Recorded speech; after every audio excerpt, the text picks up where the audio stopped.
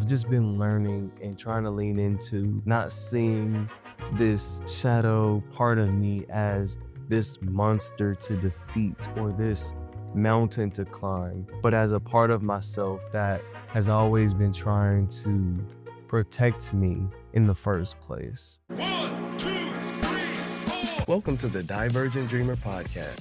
This is for the creatives, non-linear thinkers, and the ones who fill the world with color. You listening right now is a dream come true. And if you want to build, create, and thrive on your own terms, stay tapped in, take a breath, get comfortable, and let's explore what it means to dream divergently. What's going on, y'all? Welcome back to another episode of the Divergent Dreamer. And I just kind of want to be real and raw and tell y'all that I have felt stuck. At least I thought I was stuck. I had this monstrous burst of motivation and I felt wildly inspired. I had crystal clear next steps and I really just felt this burst of I can really do this. And then almost immediately after, paralysis hit me. Questions about what I should really be doing next hit me. And even though I felt like I was exactly clear on what I needed to do, I'm now confused. And I'm certain that I can't be the only one that has ever experienced this freeze right after wild inspiration. It's almost like the crash after this coffee caffeine boost. It will be something like that. Now, I am a huge reader and I came across this book called The Science of Stuck. I'm really enjoying the perspectives that this book is offering. And not to say that I fully agree or even disagree with anything in this book. I'm just going to share a perspective that it offered. And essentially, the author says that being stuck isn't because you're lazy or because you have a lack of clarity. It's because your brain is trying to protect you. And all this procrastination and perfectionism and overthinking is essentially our brain operating in survival mode, and that our brain is conserving energy because it senses danger, even if there's no real danger that exists. And she goes into all this neuroscience. And one thing that was even striking was that she said that being stuck can mimic and look like anxiety or depression or even ADHD symptoms. And again, I don't know if I fully agree or disagree, but the perspective made me curious enough to want to try something. And it led me right back to the shadow work. And y'all know earlier, I did an episode on celebrating the shadow work. Really just being proud of yourself for the internal work of facing your fears and choosing yes when your insecurities want you to say no. Work that you don't get applause for, that doesn't get to show up on Instagram timelines. This is the work that keeps going when, the shadow parts of you wants you to stay paralyzed and stuck and fearful, and the effort it takes to really push past that. And lately, I have been exploring an additional angle, which is instead of just fighting against the shadow, this book challenges us to invite that shadow part of ourselves to the table. Now, inviting it to the table, she explains, doesn't mean allowing it to be an excuse for why things aren't getting done or why life doesn't look like the way that you want it to.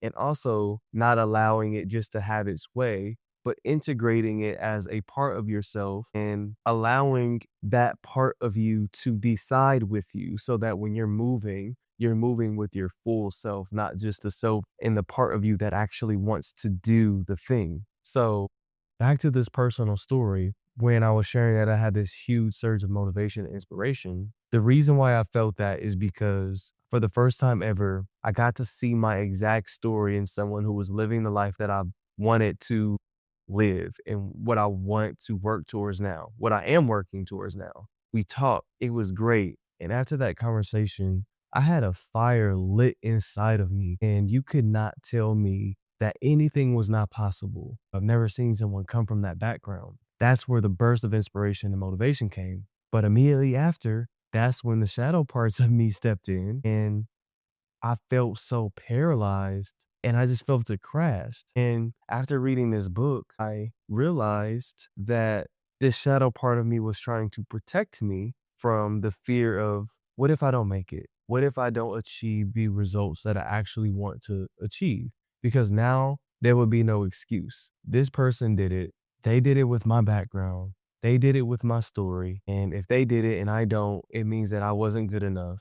And my brain is essentially trying to save me and protect me from that pain and grief that I was experiencing or that I would experience. And I asked myself, what are you trying to protect me from? Why this paralysis? What are you trying to keep me safe from? And I realized that I actually never learned how to handle failure. And I thought about my childhood. I played baseball. I was really, really good. My team was really good, but our baseball team always lost. Like everyone was full of talent, but we always lost. I would put in countless effort. I would practice every day. I would go hard at baseball practice. I would be doing the drills, everything. But it didn't seem like anything that I could do helped us win the games. Like we just didn't win. And I quit. I got tired of losing. I got tired of our team fighting against each other and I quit. And my parents, seeing that grief, losing games, my mom would say like, well, did you have fun? Because that's all that matters. And that didn't feel like enough to hold the weight of losing. Like that wasn't balm to all of the effort and work that I put in to be good. And so now my shadow part is learning or has learned to avoid situations where putting in work and effort and trying really hard and it's still possible to lose and not achieve the results that I want because it wants to protect itself from that pain and that grief. And I never really learned how to handle that. So now, because I never learned how to handle it, it thinks that it's dangerous. My brain thinks that it's dangerous to experience that. So I wonder, and it may not be the exact same story or same thing, but how many of us in our lives have experienced something, didn't necessarily learn how to deal with it, and now our brain tells us every time that there's a possibility to experience the pain and grief from something similar, it just altogether wants to avoid it. And it masked itself in overthinking, in perfectionism, in procrastination, in panic, in fear, whatever it is we want to call it. I'm sure it shows up differently for everyone. But when my shadow shows up and it says, oh yeah, you can drink this bottle of wine instead of drinking water. You can sleep in when I know I want to get up and work out, or when I'm freezing, when I know clearly what actions I want to take. This past week, even, I've just been asking myself and asking my shadow part of me, what are you trying to protect me from? And getting to the bottom of that answer has really helped me process that the actions and behaviors that my shadow wants to take in order to keep me safe from those things aren't necessary, and that I don't need to be protected from that because I can handle it and I have the tools and the resources and the maturity to be able to handle whatever it is. And so therefore it's no longer dangerous and therefore it no longer has to try to keep me safe by paralyzing me. And I can decide via a conversation to move forward with all of me and not just the part of me that really wants to do the thing. It's been really interesting because we talk about parenting the inner child and doing this shadow work. And it made me realize that this shadow part of me is not here to try and take me out or try to keep me from the life that I really want to live. It just remembers the pain that physically via time I've moved forward from, but I never really learned how to handle inside of my body. And the body is just keeping the score. And now it's operating in survivor mode and operating with these behaviors that it learned to survive these pains and grief that I never really learned how to handle in the first place. And so when I stop to listen to this shadow part of me, I'm actually not fighting myself anymore. I'm opening up and bringing that part of me to the conversation and to the table so that we can make a decision, quote unquote, together. And that is the part that makes shadow work scary. I feel like we don't want to slow down. We want to keep moving. And I get it. I truly do get it. Us having to face things that we've spent years and years, maybe decades avoiding and not dealing with.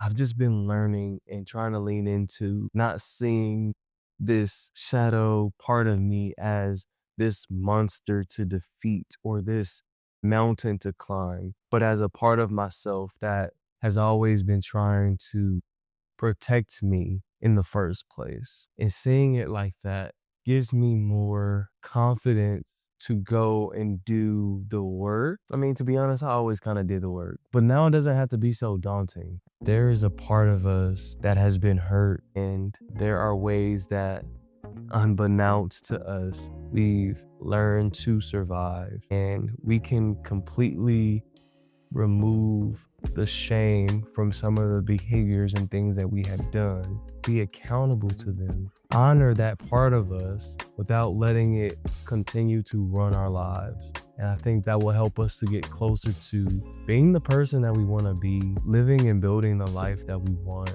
and creating a path for ourselves that allows us to accomplish and achieve what we truly want with honesty. We appreciate you for tapping in. If this episode resonated with you, do me a favor, rate and subscribe. And if you're feeling generous, don't hesitate to buy me a coffee. The link is in the show notes. We really can't do this without you. So keep dreaming, keep creating, and keep thriving. Until next time, y'all.